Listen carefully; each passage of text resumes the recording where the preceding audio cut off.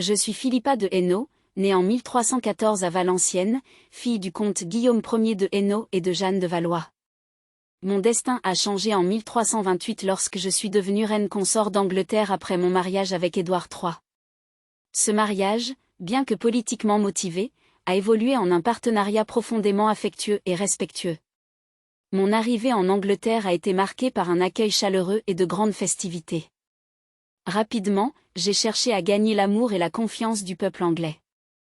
J'ai pris mon rôle de reine très au sérieux, m'impliquant dans des œuvres de charité et des causes sociales.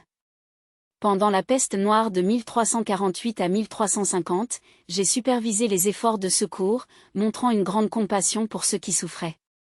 Mon mariage avec Édouard III a été béni avec 14 enfants, dont la plupart ont survécu à l'enfance et ont eu un impact significatif sur l'histoire de l'Angleterre et de l'Europe. Voici un aperçu détaillé de nos enfants. Édouard de Woodstock, né en 1330, il est devenu connu sous le nom de Prince Noir. Il a été un brillant commandant militaire, remportant des victoires décisives comme la bataille de Poitiers en 1356. Sa carrière a été marquée par son courage et sa stratégie. Isabelle d'Angleterre, née en 1332, elle a épousé Enguerrand VII de Coucy, un noble français. Isabelle a joué un rôle important dans les relations diplomatiques entre l'Angleterre et la France. Jeanne d'Angleterre, née en 1333, elle devait épouser Pierre Ier de Castille, mais elle est décédée tragiquement de la peste noire en 1348 alors qu'elle se rendait en Espagne.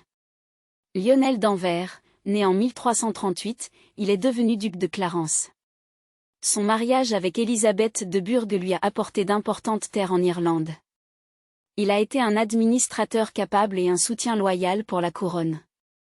Jean de Gand, né en 1340, il est devenu duc de Lancastre.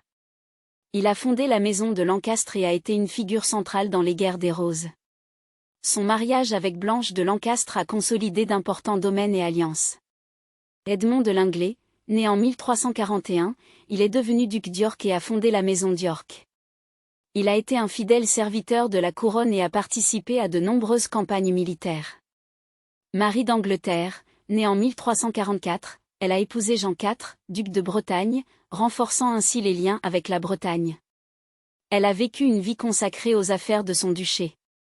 Marguerite d'Angleterre, née en 1346, elle a épousé Jean Hastings, comte de Pembroke.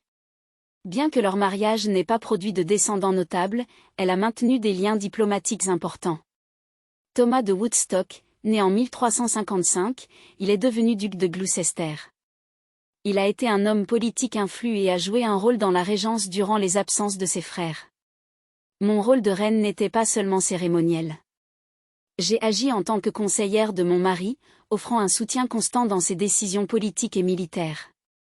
J'ai également été un modèle de piété et de vertu, ce qui m'a valu le respect et l'admiration de la cour et du peuple. Ma vie a été marquée par des défis et des triomphes.